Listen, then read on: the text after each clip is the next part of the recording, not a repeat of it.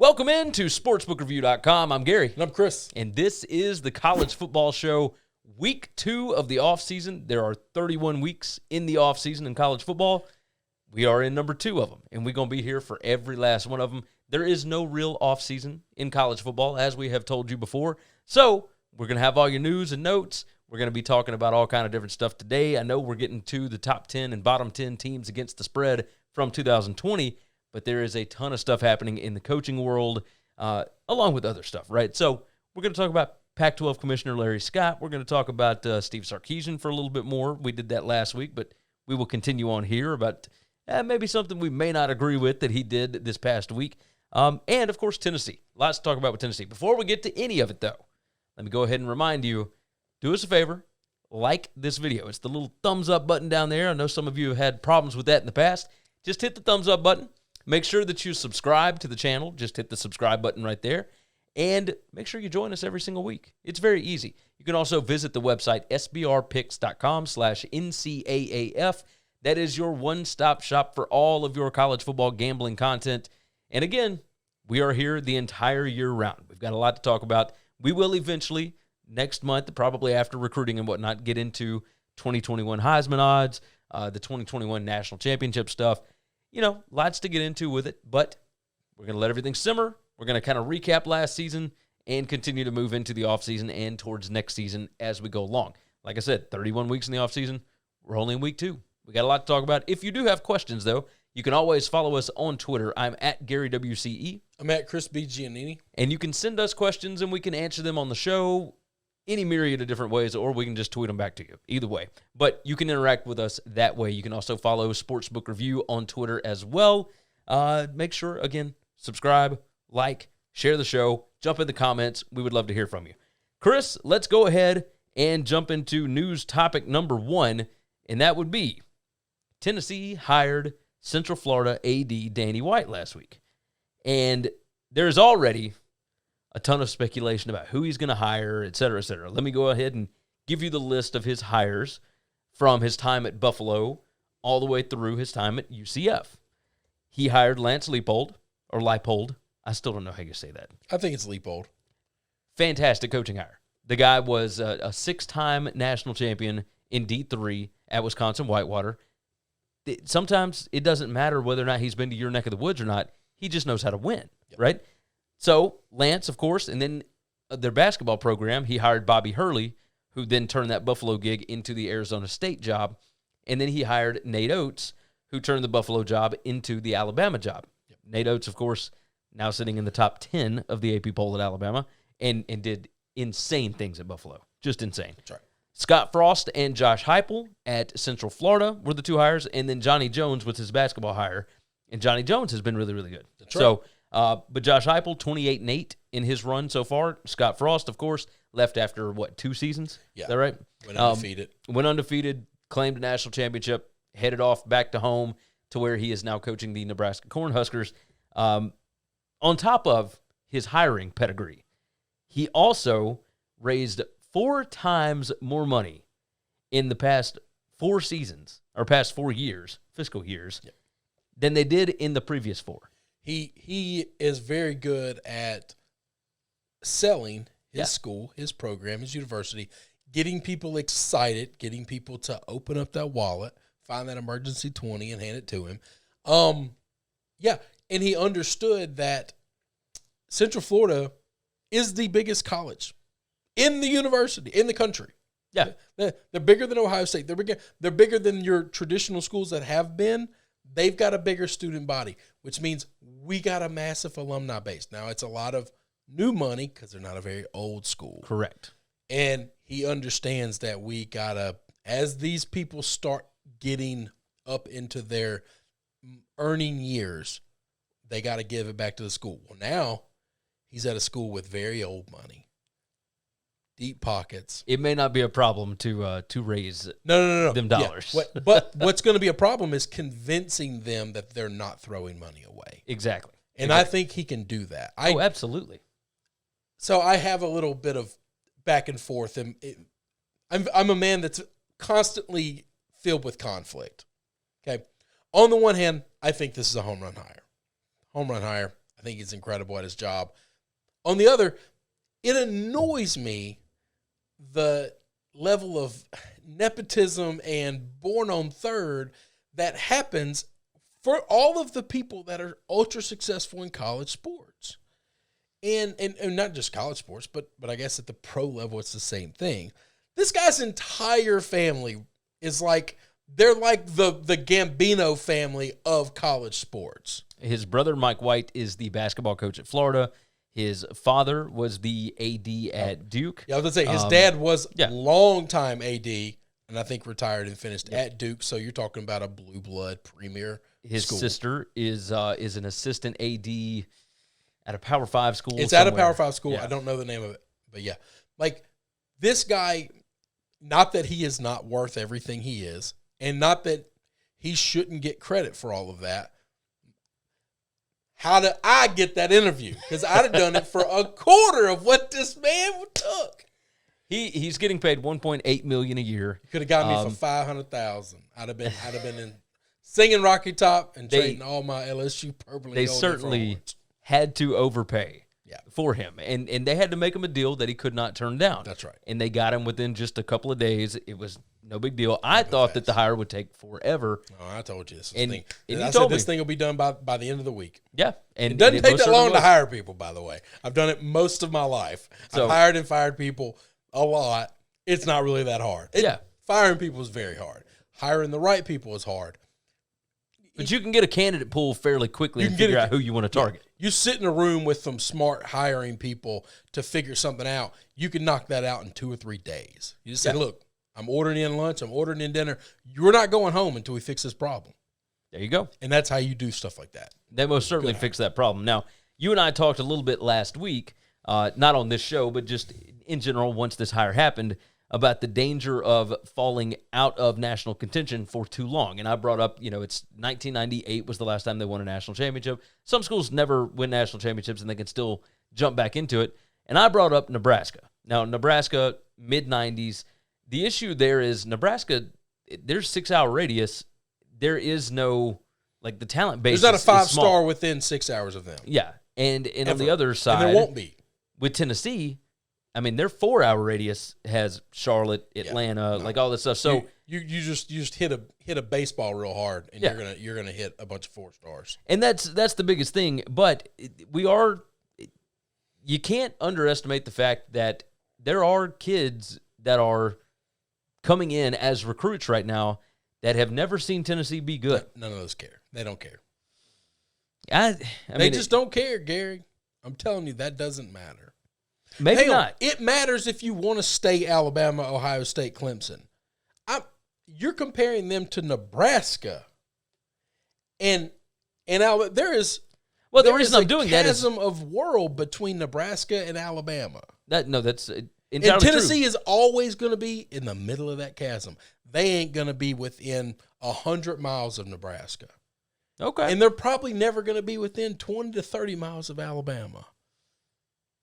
Yeah, you might be right. You might be right. Okay, so with that said, let's get to the coaching candidate pool here. Okay. They have vetted, and this has been reported. I do like the list that they vetted. It's so, not my list, but yeah. I don't hate this list. I hate some of this list. the most popular on Twitter, the most trending, I guess you could say, is Tony Elliott, Clemson offensive coordinator. That's my least favorite, by the way. First-time head coach, or at least he will be. He's been the OC at Clemson for years and years, but he was a co-OC.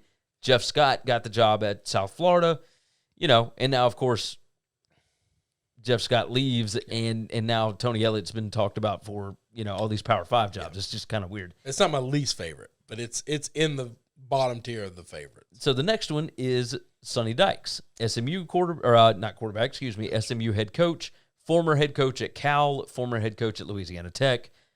Things did not work out at Cal when he was doing Power 5 and whatnot, but he runs the Mike Leach thing. Right? Cal wasn't the same school then. The Pac-10 back then was substantially harder. Okay. I like Sonny Dykes. Yeah. I like Sonny Dykes a lot. I have a bias of guys coming from small schools to real big schools without any transition. Sometimes it works. Man, you can count all those times on one hand. Yeah. No, you're 100% right about that. And he doesn't focus on the other side of the ball at all. Yeah. And that's a problem. You cannot be a big boy school, not to cut you off.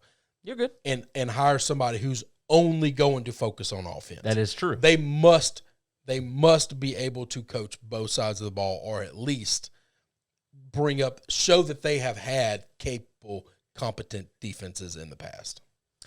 The third name on this list that they have vetted is P.J. Fleck, Minnesota head coach. His buyout went from, I believe, almost $10 million after last season. It is down to like $4.5 million. Yeah, they're gonna get out of that, which is nothing to the Haslams, right? Well, no, and it's not just that. If they can abstain from paying the $12 million which that's going to be a legal battle. Yeah, and they're not. I'll tell you this: once it's gone to legal battle, it won't be 12. No, it'll be probably 6. It'll get mitigated down. So that means you pay his buyout. Now you pay half of this. You didn't save $2 million. Yeah, saving money already. Look at there. So you a fan of PJ Fleck? Yeah. Out of all of the people that they have vetted on this list, I'm certain that's my favorite. Not one of the 3 that I would call, but out of that list, my favorite, and probably better than some of the ones I got. Now, the latest rumor, of course, because everybody's doing their flight tracking and all that kind of stuff now. Today, as we go live, and we're recording on Monday evening right now, so just in case anything breaks between now and when the video is released, just know we're recording on Monday night. So, James Franklin. That's a terrible idea. Now, I don't think it's a terrible idea. I think he would do fine there. He can sell the program. Okay, he would do way better than anybody since Philip Fulmer.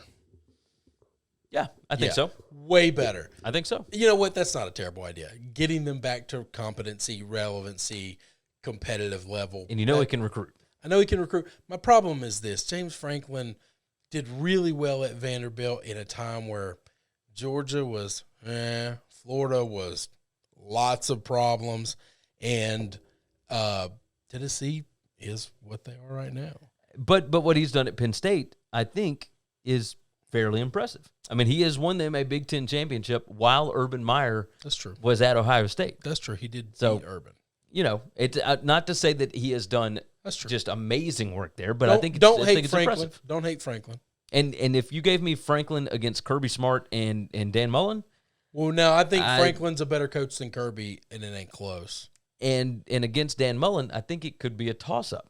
Because I think Franklin can end up with more talent. I think, there's a ton of things they if that happens, I'm going to tell you this. If they hire Franklin, let me tell you what's going to be entertaining for us not involved. It's going to be actually really bad for both these programs. Ole Miss Mississippi State 2.0 is going to happen. That rivalry will become so toxic because both these guys are unlikable. You're talking about Dan Mullen, right? And Dan Mullen and James Franklin are unlikable, and they're assholes. And they are not afraid to be the world's largest prick. The opposite fan bases the level of hate and vitriol and spite and just all of the horrible toxic things that could come in a relationship will raise up. If you thought Tennessee, Florida has ever been bad before, look, Steve Spurrier making fun of Phil openly and publicly was nothing. Ain't nothing compared to this. And it won't be things that they will say to each other. It will be things that they will get their fan bases to take on that level of hate. That's what happened in Starkville. That's what happened at Ole Miss. That's true. Between Hugh and Mullen. So no, I think you're right. Franklin PJ won't do that. PJ won't get involved in that kind of stuff. No. Franklin, 100%. He'll get in the mud with Dan. And that will be very entertaining for us. I won't hate it. I won't hate it outside of the fact that it's going to get bad. All right, so let's talk about our top 3 candidates each. I will let you go ahead and spout yours off right quick. Well, let's. You want to go back and forth? Let's draft it. So you go first. Okay, I'll go first. My number one call. My last one's going to have to be explained. My number one is Tom Allen, Indiana head coach. Okay. Obviously, you have seen that he is capable of building a program because the one that he took over was okay. But he's done really well. He has made outstanding hires. I agree with that. and he has built up a family-like atmosphere. His strength and conditioning is second to none. I think that he would be a fantastic hire, and he already knows the SEC. He was at Ole Miss. I was just about to say he knows the SEC. He's got a footprint here. Don't hate it. Tennessee is a bigger job than Indiana. It's that next step up, right? I think he'd be a good hire. Don't hate that. Like that a lot. So I'm going with the hire that everybody who's a UT fan wants, which is Hugh Freeze. Okay. There's not a single UT fan out there that I have spoken with when I was trying to hit them up for a recommendation to get the AD job that doesn't want Hugh Freeze. I can believe it. Across the board. No, they all want to win, and he would win. And he would win fine. Like, want to win. Like, he's not going to go in there. They're not going to end up – the NCAA is not coming in, and nothing's going to happen. Yeah. Until they start beating Bama. But, like, that's fine. All right, my number 2 here, I would call Neil Brown at West Virginia. So I think they have. I don't know. I've seen his name bandied about. Yeah, but I think when you do that, that's a feeler thing, and when it gets shut down real quick, that's somebody's agent has told somebody that ain't happening. I would lean into that. So I'm not a big. I like Neil Brown. I want to see Neil Brown be successful where he's at. And he was so this year, right? Yeah, but I'm not giving big. Listen, because I'm not crushing people for how bad they were during COVID year, I'm also not giving anybody super crazed, accolades because of what they did during COVID year. Fair. I also feel like what he did at Troy was impressive enough that he could have gotten this job even without. Right? That would have made me uncomfortable. Agreed. That breaks one of my rules. I'm about to break one of my rules, though. That's why I brought this up, though. So Neil Brown goes from Troy, where he is uber successful, goes to a dumpster fire at West Virginia, correct, and within 2 years has them back to competitive. Yeah. Right? Okay. And now I want to see him get a little past competitive. But I'm okay with that. I don't hate it. Listen, this is 100% biased. All right? I want Jamie Chadwell. I love Jamie. I love Coach Jamie. That's against your rule. And I know I just said that I'm going to break my rule. That's way against the rule. It's as far against the rules. Sonny Dykes is way more proven than our guy Jamie. I don't care. That's fine. This is a friend. This is if I got a job, I'm calling Gary to come work with me because I know this one. I want my friend, and he's our friend. So, okay, that's fair. It's easier for me to go see him in Knoxville than it is in Myrtle Beach. It's a very valid point. It's a much shorter drive. My number 3 here, Bronco Mendenhall. You want an adult in the room. You want a guy that he can recruit, but he doesn't have to recruit. He can develop players. He can. I like a coach that he's not going to get you in trouble. I like a guy that can. Man, that's a good name. Whip your ass with his players, and then he could go over across the sideline and take your players and whip your ass with them too. But here's the thing. I think he needs 6 weeks with your players because part of the reason he's able to beat people the way he is because he gets it's very much Tom Allen-esque. Yeah. It's his players will fight for him. But that takes time to develop a relationship and see your I think if you were ever going to have that, now is the time. The problem is Tennessee fans want to win now. And I think that type of leadership would take a couple of years to develop. And therein lies the issue. It's probably the right way to do it. My way is to bring in the smoking hot chick and let's just sell them all this fake stuff, which is Hugh Freeze. So is your third one about to be Lane Kiffin? No. Okay. You know that. No. That would be. No, my third one. My third one is a real. If I was made athletic director at Tennessee, I'm telling you exactly what I'd have done. So this is going to take a little bit of time. I'm going to explain this because I haven't been brave enough to say this out loud to anybody publicly at all. The first thing I would do is I would bring in a legal expert. Okay. With no association to the Tennessee program. I know which direction you're going now. And I would bring them in and I would have them show the entire evidence, all of the case, all of the investigation done at the University of Baylor. And when they're done, and you see, if you look at it with unbiased eyes and just look at the facts of what actually happened at Baylor, you will learn that Art Briles did nothing wrong. Nothing wrong.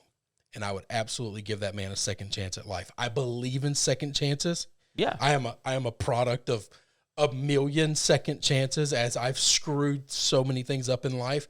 The idea that everyone involved, president, chancellor, athletic director, actively have blood on their hands for covering stuff up. And Art Briles did not. All three of those individuals have jobs, and they're working right now. And this man has been relegated to can't even get an assistant coach job anywhere. Yeah, no, he can't become an OC anywhere. He has to go coach high school football, which pays what, $40,000 a year. I think some of those Texas high schools are making six figures, okay, but it doesn't matter. And it's not even about the money, because he made a lot of money at Baylor. Yeah, and I think they had to pay him out. I don't think they were able to fire him for cause. I know for a fact they paid him out his whole contract, which wasn't great, it wasn't a huge contract, but it's still the idea of somebody being blackballed like that and just not given an opportunity for a second shot at life. And I think you catch him on his second time. First things first, if you give him a second chance, you're going to know within 2 or 3 years, is he the real deal or not? Yeah. Okay. If he's the real deal, you have him for the rest of his life if you want him. He's going nowhere. You know how I feel about that. People who have been burned, broken, outcasted before, the next person to love them, they will worship. That is true. They will worship. That's the way I am. We talked about that with Kiffin. That's the way I don't think Lane might not stay in Oxford the rest of his life, but Lane ain't leaving in 3 or 4 years. Okay. Yeah. Lane is going to be, unless he gets fired or thrown out, Lane is going to be there longer because he has been down that road. Yeah. And he's seen what the bottom looks like. He had to spend a year blowing saving, and he never wants to go through that again. It's true. So it is true. I'm going to tell you, I would offer over Hugh, over Jamie. I would show my school all of the evidence, and then I would make it clear. Do you care about what everybody outside of this building is going to say about you? Because everybody outside this building won't look at this evidence. The news won't report on it. They won't cover it. They covered everything that happened up until the investigation. And as soon as the investigation started, they said, we don't need to see anything else. We already know the truth. Oh, no, you don't. It's true. No, you didn't know anything. The investigation showed it all. And this man completely followed things. Nobody is perfect. In that scenario, in that situation, 100%. I would put my reputation attached to him. I would not be afraid of that. That is definitely an interesting one. So, and I know that it bothers me that nobody else is brave enough to do that. Yeah. I can't say that I would be, especially at a university as big as the University of Tennessee. I was terrified to say it here. You and I have talked about this outside of this multiple times. I've never brought it up, and I've never said it publicly. But I don't think that you should be scared of saying that. I shouldn't have to be, no. Because if somebody will actually look into the case. Yeah, you and I both have. I mean, we've talked about this. I've delved deep into it. I've gone into the muck. I mean, we're talking years at this point. 4 or 5 years? Yeah, that we could not figure out exactly what happened. It's been a long time, man. So it's strange. My honorable mentions, by the way, Billy Napier, I think would be a home run there. Jeff Hafley, Boston College head coach. Yeah. Now he's only got 1 year of experience. But yeah, it's okay. But I do feel like, you get down your list a little bit, I feel like he's definitely a good candidate. And Jeff Brohm. Maybe now is the time to be able to catch Jeff Brohm, because things did not go right at Purdue this past year or the year before, dealing with injuries and all that kind of stuff. You know how I feel about Brohm now. Yeah. No, I think Brom's great. I would take Brohm over PJ. I think you could probably get Brohm for cheaper. I would take him over, and it's not because I think he's a better X's and O's guy. Yeah, no, he's not as good of a recruiter. What I appreciate about Brohm is Brohm doesn't care what his he's got a lot of Dan Mullen in him without being an asshole about it. He's a super likable guy, but he just give me the roster. Yeah, give me the roster. Who we got, and I'll figure it out. That's right. And they're gonna put up points. You brought up guys not getting second chances and all of this, right? So now that we're nearly 30 minutes into this episode, second thing that I want to talk about, Steve Sarkisian pulled his offer for Mike Stoops, who is a defensive analyst for the University of Alabama. Yeah. Worked with Sarkisian, And Sark offered him the linebackers coaching job at Texas. That's right. And it had gotten to the point in contract talks and whatnot that Stoops was already on Twitter talking about Texas stuff and liking and interacting with recruits and blah, blah, blah, blah, whatever. And Stoops had already gone in and told Nick Saban that he was taking the Texas job.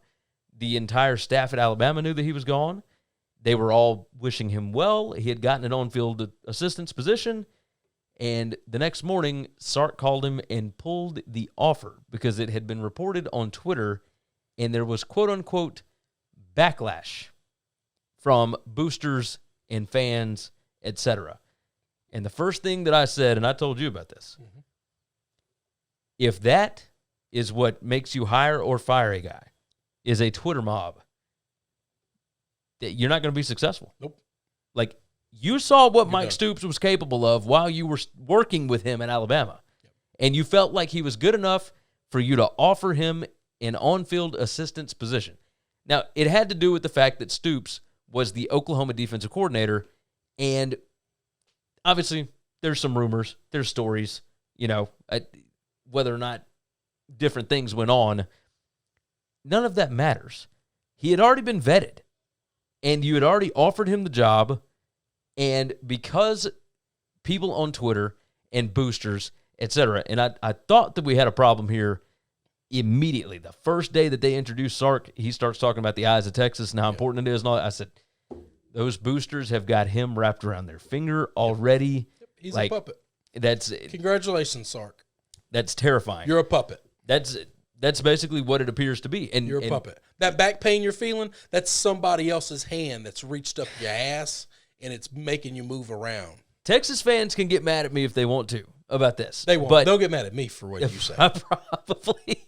You're going to say it. I'm going to laugh at it. I'll get mad at it. This has been the problem the whole time, is the people with the money down there have been controlling these guys. If Sark reached out and felt confident enough in he's got to build his staff. You know how I feel about these things. This is what you do. You leave your checkbook, hit the bricks, let me run my program. And enjoy the wins. Yes, let me run my program. If we lose my way, you can fire me.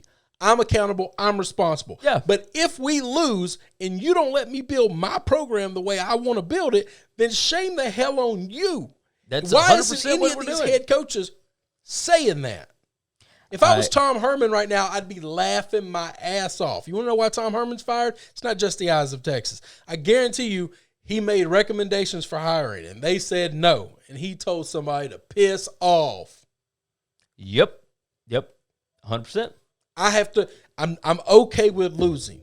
I'm not okay with you picking and choosing every member of my staff.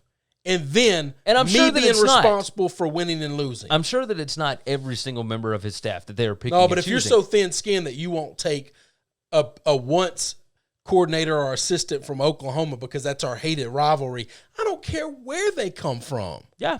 We've made that clear. I do not care who's the best guy for the job. Or whether or not he was a good DC at Oklahoma or not. No. Like, I don't care that he being a linebackers coach has nothing to do with him being a DC. Exactly. I don't know that Ed Orgeron knows how to call a defense once in his life. But I know this. There's nobody I would trust to get my defensive line ready more. They're different jobs. They're just different. And this is not. But that's a. I'm gonna piss him off now. That's a response from a group of people that are so thin-skinned, that are such baby. Their entire life they've been coddled to and catered to. Their whole life, everybody's giving them everything. Oh, we're Texas. And so the whole Big 12 bows to us. The whole Big 12. Other conference teams come in and other teams leave. We are the marquee franchise and the marquee brand, and nothing goes without us swiping our pen from it. They're so thin-skinned. You know what? Enjoy the Vince the Vince Young highlights, okay? Enjoy the fact that you have one of the greatest championship games of all time, because that's the list of what you're going to get the rest of your life. Nope, not that one. There it is. That's it, though. That's what they're getting. I do agree. That's their life. This is not me necessarily standing up for Mike Stoops. This is a basic principle. You hire the coach, you better let him bring his staff in. You better let him decide who he wants to hire and who he doesn't. Otherwise, you're just going through the motions again. Like you're already breaking him down at his core. Like you're hurting the foundation immediately. I mean, we're less than a month into this relationship. I mean, we're only a few weeks in. Yeah, like so that's less than a month. I guess it is. I mean, either way, that's not a long time, man. And here's the crazy thing. This is the advice to all the young folks out here. All right, live with somebody for a while. You can hide crazy for a while, but they ain't even trying to hide their crazy. No, they're not even trying to hide their toxic tendencies. But this is so it kind of makes me think like they have told Sark, hey, you were just an assistant. Like, remember 2 years ago you got fired from an NFL team. And you go to Alabama, we're giving you the chance of a lifetime. So, but along with that chance, you better do what we tell you to do. That's what I'm scared of happening here. So I don't understand that. We shall see. This tells me everything I need to know about Steve Sarkisian. That tells me everything I need to know about his character. That tells me everything I need to know about him as a person, the things that are important to him. When I give you my word that you're going to be my coach, no. You're firing me to prevent me from hiring him because I've given you my word. Yeah. Now, we can work out money later. I've given you my word. It's frightening to think about. So, but his word means nothing. That doesn't shock me. We'll see if he does better than 32-18 in 4 seasons or whatever it was. I don't see that happen. I just don't. I mean, just because I know enough about him to know. I'm willing to give people a second chance. He's been given a second chance before he's literally drawn a paycheck from him. He's already let me down. You bring up second chances. Would you give Larry Scott a second chance? Hell no. Pac-12 Commissioner Larry Scott is set to be dunzo, gone, adios on June the 30th of this season. It is far too late at this point. We've talked multiple times on this show about the egregious activities that the Pac-12 Commissioner's Office has done over the season, especially during the COVID season. Their whole thing about giving raises to executives and whatnot and then laying off a ton of people from the Pac-12 network, that's slimy. That's terrible. That's whatever. You're asking people that don't make a lot of money to take big pay cuts so you can give people who are already grossly overcompensated. Yes. Because they don't do anything. Giving them more raises. money. Because they're your friends. Yeah, pretty much. Larry Scott was making over $5 million a year. The next highest paid commissioner was, at one point, Jim Delaney. Well, he's not here. And so he's who's not the here highest anymore. paid now? I want to say it's Kevin Warren, but I think he actually was making less than what Jim Delaney was. Because he's brand new on the job. And so, I mean, it's, Greg Sankey makes like 1.3. Yeah. Like whatever it is. But they were also paying an absurd amount of rent for the Pac-12 studios, Pac-12 offices in the middle of downtown San Francisco. That's right. The because SEC that's office, the heart of football. The Big Ten office is over next to the airport outside Chicago. Yeah. The SEC office is in Birmingham, in an old beat up, office space. Like these places are not. Yeah, it's cheap, but that has nothing to do with why it's there. You're talking about why it's in Alabama. Why it's in Birmingham. I mean, they might as well just move to Tuscaloosa. Just and so 30 miles north. Either way, why the Big Ten offices are not outside of Columbus, I have no idea either, especially after this season. But either way, the Pac-12 offices are in San Francisco so that they can be closer to their tech buddies, and they used it as, all right, we're going to be closer to the tech companies. We're going to use it so that we can work on the next media rights deal so that we can get in with Netflix and with Google and with Facebook. None of them care about sports rights. None of these people care about football. Exactly. So why? And now they might care about, tennis or swimming or whatever, because remember the Pac-12 is the Conference of Champions, and they do have more national championships than any other conference in all of the Olympic sports. Yes. Because the majority of the rest of the country, they don't all have those Olympic sports. We don't have rowing teams in the SEC. Exactly. So either way, we just don't. On top of that, of course, the trolling motor on it. Pac-12 network has 7 regional networks. I mean, how absurd is that? Yeah. I mean, it's just the money that they wasted was unbelievable. To say Larry Scott is really bad at his job is an understatement. Yes, he's been an embarrassing failure. Yes, very much so. And he will be gone on June 30th. However, that's like 5.5 months too long. They are still going to pay him out. Yeah. Which I understand paying a buyout, all that kind of stuff, but this guy deserved to be fired. Now, we can talk about whether or not he improved the product at all. I don't know that he necessarily did. I don't know that he didn't. I think they're in the same spot that they were before. Oh. You remember when he was first hired, he got that massive TV deal, but they were the first ones up. Before the bubble to get the TV deal. Before the bubble burst, they had, what was it, a 10-year deal worth $3 billion or whatever it was. But in today's standards, that is nothing. It's nothing.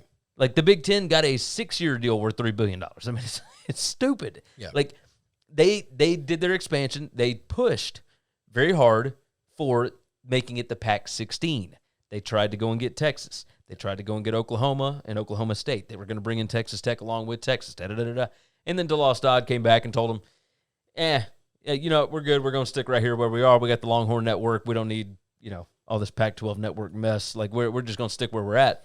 And, of course, once Texas falls out, then everybody else falls in line. Yeah. He went, like, he was shooting the big guns. But it didn't pay off. And their idea of owning their own network rather than partnering with somebody made it impossible for them to distribute the channel. That's right. Like, the distribution was impossible. People who cover this sport for a living don't get their games. That's a problem. Yeah. I mean, it's terrible. They can't even get the program or the channel on YouTube TV. Yeah. On Hulu or whatever. I mean, it's insane. So the reason that they're doing this right now is they understand how important this next TV rights deal is. And it's come up in what, 2 years? 2024. But they want to go ahead and get somebody in right now, 2021, to start preparing. And the names that they've got for this, Oliver Luck, of course, former XFL commissioner, whatever, used to be the not commissioner, Who's the athletic director? AD at West Virginia. Yep. I think that's right. He might have been AD at multiple places. I think he was. But he's done a ton of different stuff. He worked in the NCAA offices. Oliver Luck knows a ton of stuff about this. Another guy that they've brought up, I forget the dude's name. He's VP at Fox Sports or whatever. This is somebody that would understand the media landscape a little bit better. They've talked about Greg Byrne, who is the Alabama AD, who used to be the AD at Arizona. They talked about Mike Oresco, who is the AAC commissioner.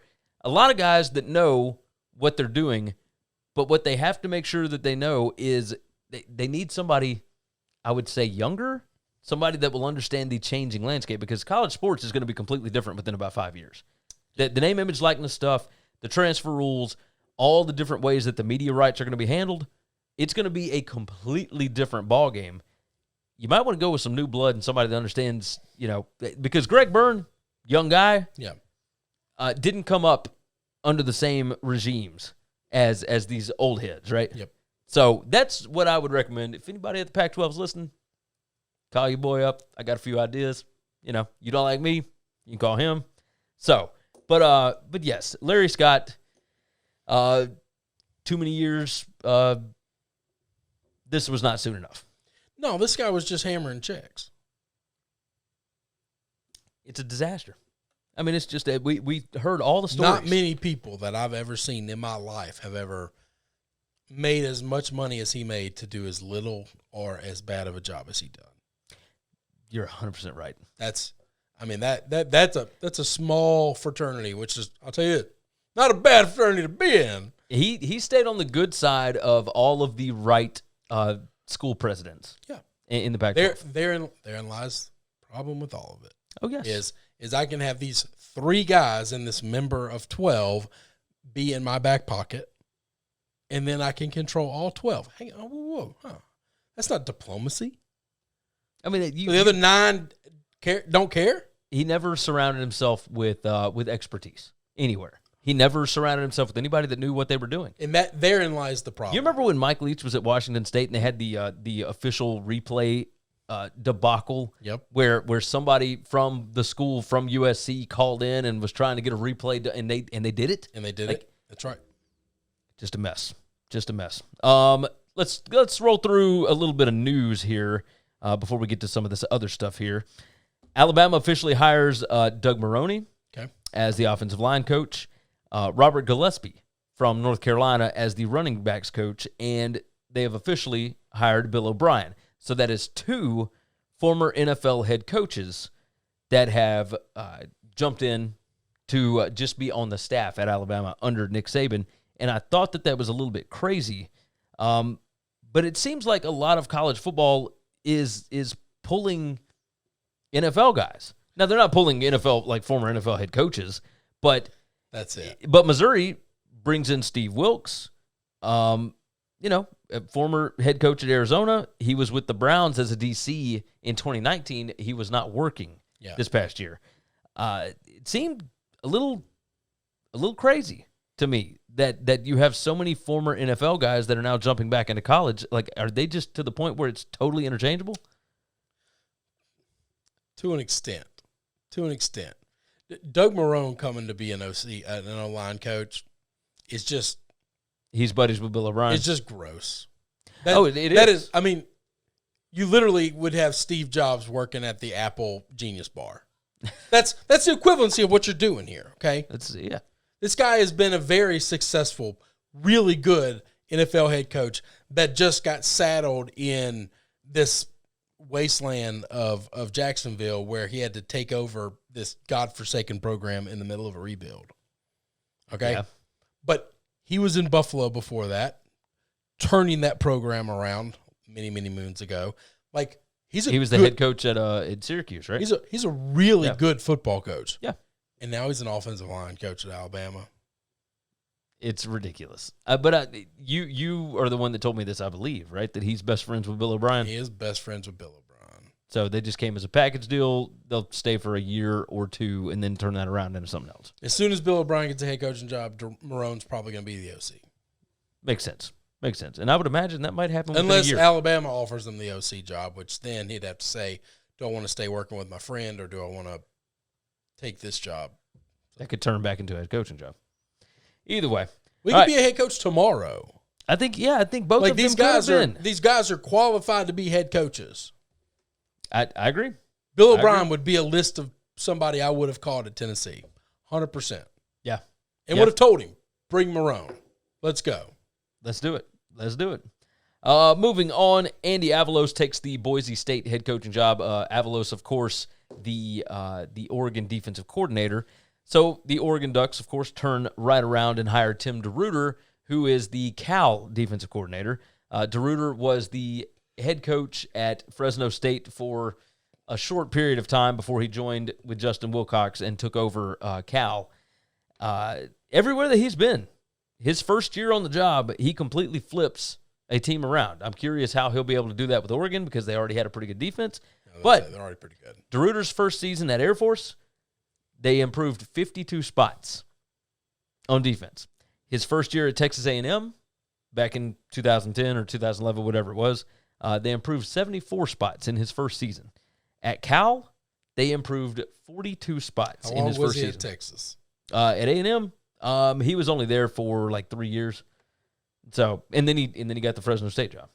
Okay. And then he was at Fresno State for like 4 years or whatever it was, and then goes to Cal. So, DeRuyter was replaced by Tedford. So, it seems on its face like a good hire. What DeRuyter has done at Cal, was it so much DeRuyter or was it Wilcox? I have certain rules for certain things, and one of the rules is I never want the guy that works under the guy that's the genius at the thing that he does. Yeah. I know that's a complicated way of saying I don't want Nick Saban's defensive coordinator. He might be a hell of a coach, but I assume that defense is really good because Saban is a defensive genius. This is true. I don't want to hire Jeff Brohm's offensive coordinator because Jeff Brohm is an offensive genius. You see what I'm saying? Yeah. But they've learned under them. Yeah, Yeah. Doesn't always work like I've learned under a lot of people, I'm not nearly as good as some of the things that they did. Okay. They taught me as much as I could take in, but I can't ever take in as much as they know. That happens everywhere. And therein lies the problem of I just have certain rules. I don't like that stuff. I think Jeff Wilcox is an amazing defensive coach. Oh, yes. It's An why he got the amazing job. defensive coach. So, while this guy's a pretty great resume, I think Wilcox is an amazing defensive coach. And we'll leave it at that. Maybe work, maybe not work. Like, That's fine. I mean, we'll see. We'll see. I don't like the Boise State hire. Avalos was the Boise State defensive coordinator before he took the Oregon job 2 years ago. So they're basically hiring familiar blood, a guy that worked under Brian Harsin. I don't think it's a bad hire. That's fine. Hey, you didn't like the Harsin hire, but you're okay with hiring a guy that Harsin used to hire. I like the fact that he left and went to a Power 5 job and then came back. Okay. Like I will say that. I like the fact that he left Harsin. He left Harsin for a lot of money. Yeah. And a much bigger job. And now he's coming back to take Harsin's job. I think Avalos could be good. Take Harsin's job. Harsin got the Auburn job. But either way, got two more topics that I want to hit right quick. First one, South Carolina quarterback Ryan Hilinski has transferred to Northwestern. How excited are you? I like Ryan Hilinski. I think he's a really, really good quarterback. Yes. I think he got a raw deal this year. Very much so. For those that don't know, I was very much looking forward to him the way he had finished his freshman year. Yes. So for those that don't know, he was at South Carolina under Will Muschamp, and they fired the OC that he worked with in his first season. Now, Hilinski only started it because they had Jake Bentley go down with an injury in the first game. Hilinski came in and under fire very quickly was able to lead that offense to be relatively successful. Now, they had a really difficult schedule, obviously, when you're playing Texas A&M, Clemson, Alabama, Georgia. Well, he doesn't have the talent that any of those teams have. Right. But he stood his own. Yes. And he stood his own. He was good. A gunslinger, man. Yeah. He wasn't afraid of any of those other schools that were way better than him. Correct. So then South Carolina fires their offensive coordinator. They bring in Mike Bobo, who was the former head coach at Colorado State. And then Bobo brings in a grad transfer quarterback, not Colin West. What was his name? Colin Hill? I think that's right.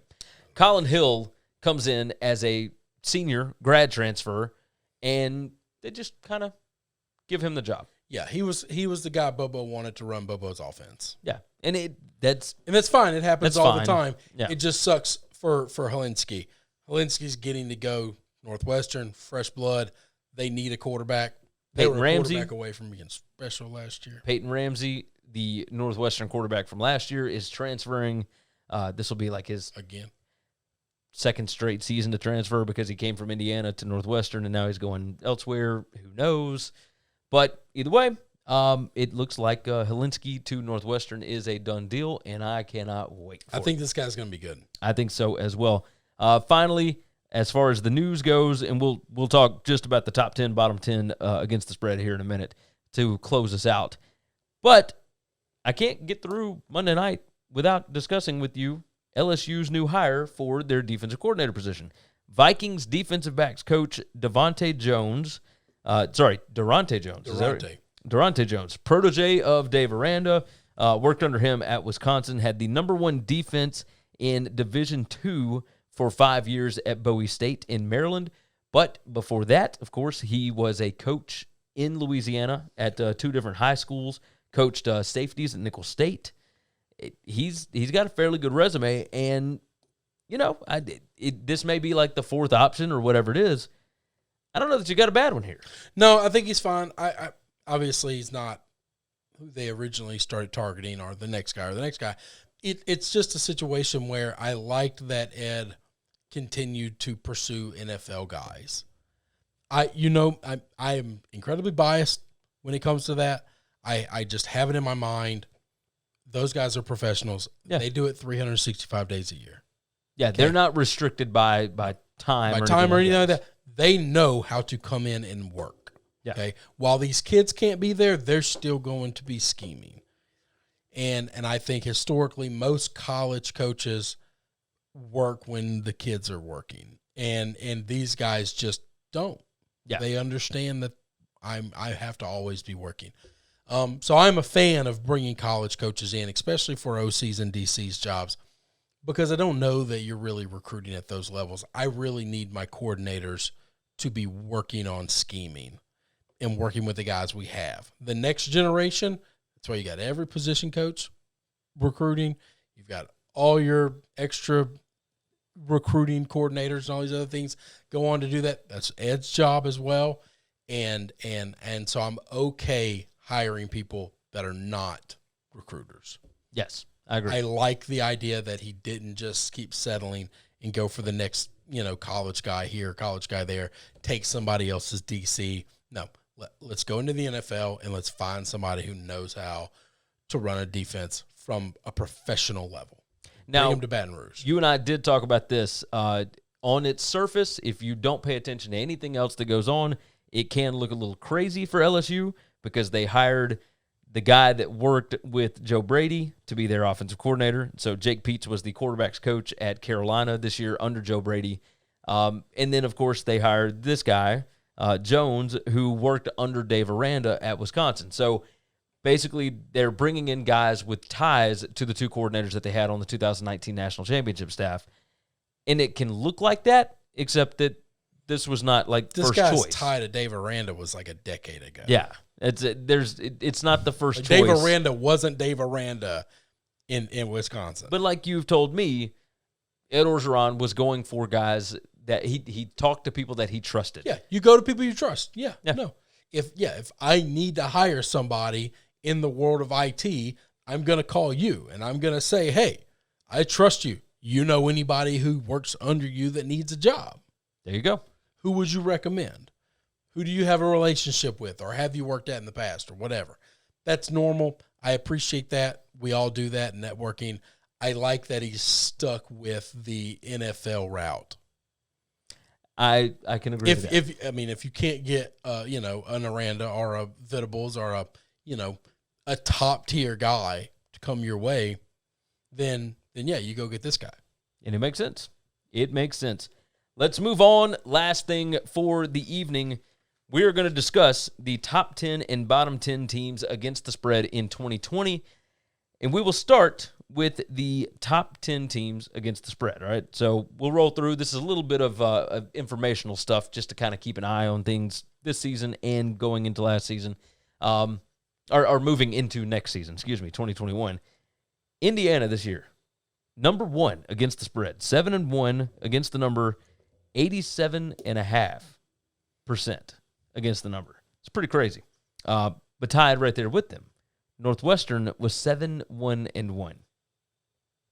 Kind of crazy. 2 Big Ten teams. No, that doesn't surprise me. These are the teams that were incredibly undervalued the most. Yes, those are 2 of the most undervalued teams in that conference that also didn't play a lot of games. Really, this entire top 10 is the most undervalued. Yeah. San Jose State. Yep. At 85. Doesn't surprise me. 85%. 2 games they didn't cover. 6-1-1. Okay, they just played too few of games. Yep. So they were 6-1-1, and the only one that they didn't cover was the last game or the bowl game. The bowl game, and that's when they had a ton of guys out. Same thing for Indiana. Yeah, no, that's fair. Liberty was 9-2 against the number, 81.8%. They are number 4 here. Hugh Freeze doing some things. Well, Hugh Freeze is pretty good against the number always. It is true. His record back at Ole Miss was pretty damn good against the number. His teams always seem to be undervalued. Well, he doesn't go to the big boy schools, or he hasn't been at the big boy schools yet. But he can scheme with the best of them. Yeah. He can certainly do that. They just don't give a lot of credit to that. Number 5 was Tulsa, 7-2 against the number. I know that they did not cover against Mississippi State. Yeah, but that's it. But that's it. They were actually overvalued in that spot. I'm trying to think of what the other game was they didn't cover. Was it East Carolina? Oh, yeah, because they were favored to win that game. Yeah, they were by like double digits. I would say the big favorite to win. That's it. That's it. 77.8% for Tulsa at number 5. Number 6, not a lot of games, but Arizona State, 3-1. 3-1. 3-1 against the number. 75%. 75% is pretty good. That's a good return. But if you only got 4 chances to bet on them, then it's like 3-1. Yeah. But Herm, doing his thing. I love Herm. They are built for next year. Loaded with NFL coaches too. Oh yes, they are. Pac-12 winner next year. Just make sure you circle that. Go ahead and circle that thing when Bet we get that our as soon as it becomes available. When we get our conference odds. That's my Pac-12 winner right there. Number 7, Oklahoma, 8-3 against the number. That is 72.7%. So what game did they win that they didn't cover? So the 2 they didn't cover, they lost. Against Baylor. Oh, that's right. That was a close game. Yeah, closer game than people thought. That's right. Okay. I was trying to think. Man, that surprises me. Yep. So they were favorites against. They either lost or they blew people out. Yep. You got it. Baylor. That's the number. Number 8, Coastal Carolina. I knew Jamie was going to be in there. They played 12 games. They only lost one of them. Are they the only one that played 12 games in this? Out of this? Yeah. I think everybody else played 10 or less. Yep. You are correct. So pretty good. They got 2 extra games in there they had to try to get over. So they did not cover against Troy. They did not cover against Liberty. They did not cover. Oh, there was one. Oh shit! Somebody in the like early in the season. No, or was it late in the season? It was because they had covered every game up. They were undefeated against the spread to a certain point, and I kept saying, at some point in time, it's going to go backwards on them, and then it never did, and then finally it did. Let me find. Now, that was against Troy, but at least I thought it was. Number 9 is Buffalo. Keep going. So the Bulls with Lance Leipold, 71.4%, 5-2 against the number. They did not cover in the MAC championship game, so that one definitely hurt. But they only had one other one that they did not cover, and that was against Akron or Bowling Green, one or the other, and they were favored by 32 points and won by 20-something. So. Is it not working? Not telling us? No. I'll close this out with number 10.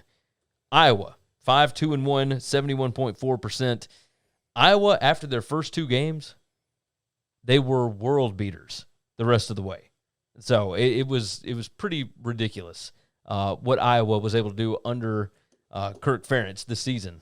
So and that's another team that basically used this as a practice season, but they will be set up next season for it. Any luck? I think it was Campbell. That's exactly who it was. They beat them 43-21. That's exactly it, because they were favored by 28. I was about to say it's a big 20-point number. Yep, they were favored by 28. I thought I had it pulled up pretty easily, but then I just was like, let me get their schedule. If I can look at their schedule, I can tell you who it was. That was it. And then I saw the schedule, and I was like, they covered all these guys. It's got to be the Campbell game they didn't cover, because that would have been a monster number. Oh yeah, it was 28 and they won by 22. They beat the hell out of them. But. Let's talk about the bottom 10 teams. First off, top 10, was there anybody that surprised you in there? Oklahoma surprised me. Oklahoma surprised me because they started off bad and they had a couple losses, and it just made me think that they didn't cover. Well, when they get good, so towards the middle of the season, when they started getting everybody back and they really started playing those the way that got they're huge. Supposed to, the numbers got massive, and they still covered. And they still covered them. No, but I think I remember them beating the hell out of everybody. Listen, all the Oklahoma fans, just as thin-skinned and red-assed as the Texas fans, let me know how good they were against the spread. So that didn't surprise me. I will say this: who were the last 2? Really good. Last 2 were Buffalo and Iowa.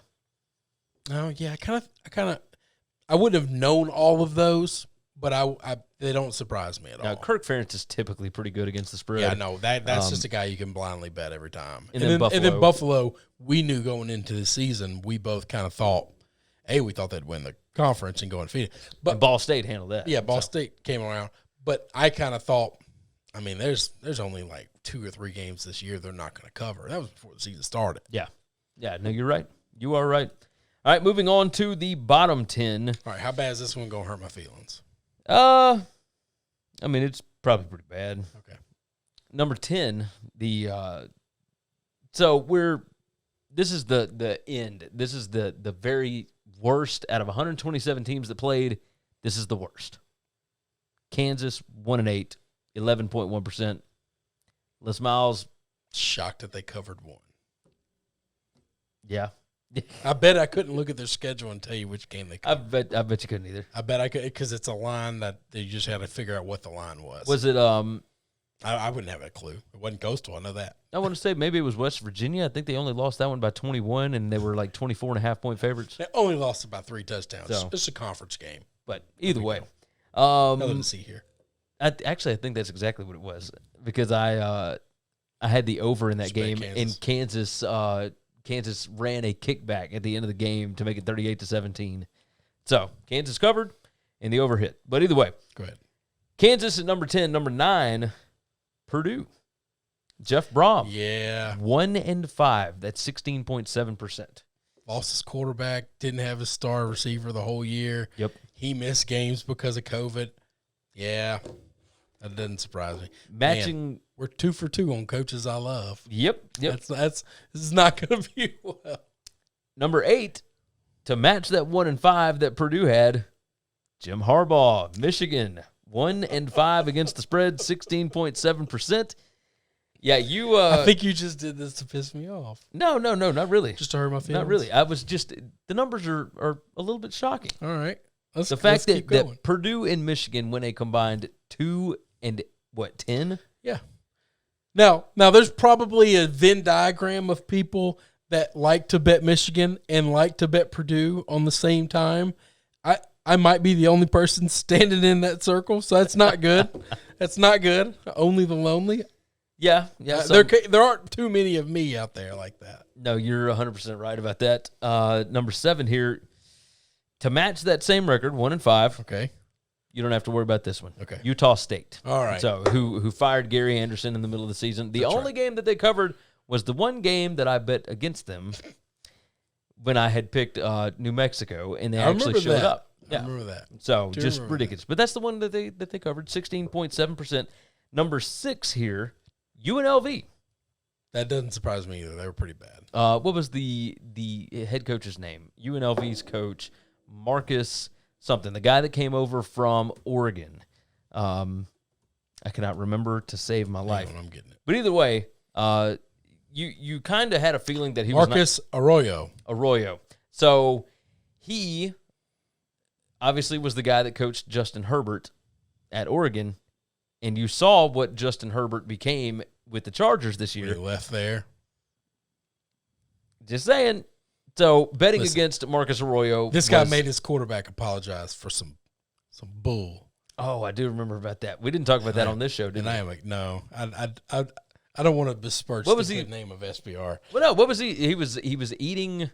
He ate sushi off of a nude model. That's right, on a yacht. On a yacht in the off season. We should all be so lucky. On a TV show. Listen, I don't need cameras. That's a ditto. I mean, just call it. Look, what are y'all doing Tuesday? I'm eating sushi. I'm not apologizing. And I'll tell you this, I might lose my job for it. I damn sure ain't gonna apologize for it. That's right. No, I'm with you. So they went 1-4-1. So that's 20%. Yeah, screw that guy. Number 5 is Bowling Green, and of course we talked a whole lot about the Scott Loeffler project with Brian Van Gorder and that bunch, and they didn't get fired. I know they're going to come back next year. 2 straight seasons. Run it back. So run it back because we will continue betting against it. Number 4, Arizona, 1-4, and of course that cost Kevin Sumlin his job. That's another 20%er right there. Florida International is number 3 at 1-4 with 20%. And the reason that I'm ranking these the way that I am is the not the margin of victory, but the amount of money that was brought back in. Now, I didn't write that part back as far as units won and whatnot, but that's the way that these are being done here. Florida International, of course, went 1-4 as well, and yet I think Butch Davis is still staying at FIU. So, I mean, we'll see what happens next year, but Butch Davis is on up there, and he's a little long in the tooth, right? And so, number 2 is the most surprising one at the bottom of this list. Are you ready for this? I think so. As long as it's not going to hurt my feelings, sure. I don't think it'll hurt your feelings. App State. Yeah, that one surprises me. 3-9 I would against not the have spread. guessed that. Sean Clark, the new head coach there, they won. I mean, they were 9-3 this year, but they went 3-9 against the spread. So they were overvalued considerably after Eli Drinkwitz last year, and then all those years with Satterfield. This team was not the same team. They did not dominate anybody, but they got wins. Went 9-3, not too bad. And then number one here, which is number one of the bottom, I guess, whatever. Colorado State, Steve Adazio, 1-3. Got that one week one though. Yep, got that one in week one. I bet in that week, and then nothing else. Yeah, 1-3, but they only played 4 games. What are you supposed to do here? I don't know. I don't know either. All right, we've been at this for a little while. For wins. Is there anything else we need to hit on? No, I'm glad LSU covered the last 3 games that they played, so we didn't end up on the cesspool list. Is there anything else that's going on right now? No. Has Tennessee made a hire? Let's double check before we. No. Nope. No. They told me they'd call me if they did. So I'm sure this is riveting television, riveting radio, but just to make sure that we don't have anything that has broken in the meantime, because we want to be as up to date as humanly possible. I don't see. I think we're good. Nope. Michigan announces they're hiring wide receiver coach Ron Bellamy. That's not important. Nope. That's about it. That's about it. Not too shabby. Oh, Texas State offensive line coach Clay McGuire named to the same position at USC. And Oklahoma scheduled Western Carolina for next year. So we are headed back to the same old business that we were before. Don't you love it? Don't you love it? All right. We're getting out of here. You guys have been fantastic. Thank you so much for jumping into the comments. Please continue to do so.